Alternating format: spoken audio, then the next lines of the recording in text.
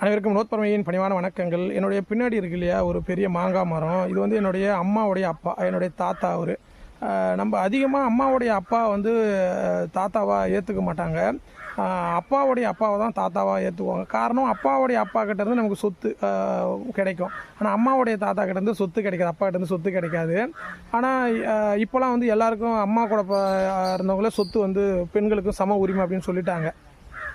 ஏன் சொல்கிறேன் அப்படின்னாக்கா, இங்கே இருக்கக்கூடிய நிறைய மரங்கள் வந்து நாங்கள் நிறைய இருந்தது. அப்புறம் காலப்போக்கில் என்னுடைய மாமாக்கெல்லாம் அதை நிறைய வெட்டிட்டாங்க. நாங்கள் லீவுக்கு விடுமுறை காலங்களில் வந்து மாங்காய் வந்து எடுக்கிறது, பறிக்கிறது, பலாப்பழம் பறிக்கிறது வழக்கமாக வச்சுருந்தோம் நாங்கள் சின்ன வயதில். அதுக்கப்புறம் அவங்களுக்குள்ள சொத்துக்கள்லாம் பிரித்ததுக்கப்புறம் நிறைய மரங்கள்லாம் இருந்ததெல்லாம் வெட்டிட்டாங்க. இதுக்கப்புறம் வந்து மரமே இல்லை. இங்கே ஒரு ரெண்டு மரம், ஒரு 2 பலா மரம் தான் இருக்குது. என்ன ஒன்றுனா, எங்கள் அம்மா கூட என்னுடைய தங்கச்சி ஒருத்தவங்க, சித்தி ஒருத்தவங்க இருக்காங்க. அவங்க இப்போ 2 பேர் மட்டுமே நாங்கள் இதில் இருக்கக்கூடிய மாங்காயெலாம் வந்து எடுப்போம். ஏன்னா அவங்களாம் தனிப்பட்ட முறையில் அந்த சொத்துக்களை வந்து பிரிச்சுக்கிட்டாங்க. இது ஏன் இவ்வளோ சொல்கிறேன் அப்படின்னா, நிறைய மரங்கள் என் தாத்தா வைத்தார். ஆனால் இப்போ வந்து 2 மரம் தான் இருக்குது. யாருமே வந்து மரம் வைக்கிறதுக்கு முயற்சி பண்ணலை. ஏன்னா இந்த பொருள் வந்து அவங்கவுங்க தனிப்பட்ட முறையில் பிரிச்சுக்கிட்டதுனால அவங்கவுங்களுக்கு தேவைக்கு அவங்கவுங்க மரம் வச்சுக்கிட்டாங்க. இப்போ இருக்கிறது இந்த பழைய 2 மரம் தான். இந்த மரத்தில் வந்து மாங்காவுக்கு வந்து மருந்து அடிக்கலாம் அப்படின்னு சித்தியும் எங்கள் அம்மாவை டிஸ்கஸ் பண்ணாங்க. நான் என்ன சொன்னால், மருந்து அடிக்க தேவையில்லை அப்படின்னு சொல்லியாச்சு. எதுக்கு அப்படின்னா, இங்கே பாருங்கள், இப்போ எவ்வளவு மாங்காய் பழம் வந்து கொட்டி கிடக்கு அப்படின்ட்டு. இப்போ இந்த மாங்காய் பழத்தெல்லாம் வந்து பார்த்திங்கன்னா குருவி சாப்பிட்டதெல்லாம் உங்களுக்கு தெரியும். பறவைகள் வந்து நிறைய சாப்பிடும். அப்புறம் எவ்வளோ பறவைகள் சாப்பிட்டது பாருங்கள். இது மாதிரி நிறைய இருக்குது. நம்ம இதில் வந்து எடுத்துக்குவோம், கொஞ்சம் எடுத்து சாப்பிடுவோம், நம்ம பறிப்போம். இருப்பினும் வந்து நிறைய வந்து கிடக்கு பாருங்கள். இங்கே பாருங்கள் எவ்வளோ போட்டிருக்கேன் பாருங்கள்.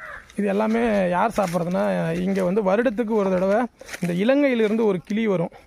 அந்த கிளியை வந்து நிறைய பதிவில் கொடுத்துருப்பாங்க. நான் முடிஞ்சால் எப்போயாவது ஒரு நாள் எடுத்து பதிவு பண்ணுறேன். அந்த பறவைலாம் வந்து இங்கே வந்து சாப்பிட்டுட்டு போவோம்.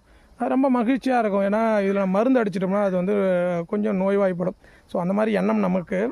இப்போ இருக்கிறதே ஒரு 3 மாங்காய் மரம் தான். எதிர்காலத்தில் இங்கே நிறைய மாங்காய் மரம் வைக்கலாம் அப்படின்னு ஒரு ஆசை இருக்குது. அது நிலங்கள் வந்து எப்படி கொடுக்குறாங்க அப்படின்றத பொறுத்துமே அது மாறுபடும். அதனால் நம்ம இன்கேஸ் இயற்கையாக எங்கேயாவது போகும்போது அதனால் அந்த ஆசைக்கு ஏதாவது மரங்களை நம்ம நட்டுட்டு போயிடுறோம். ரொம்ப மகிழ்ச்சி.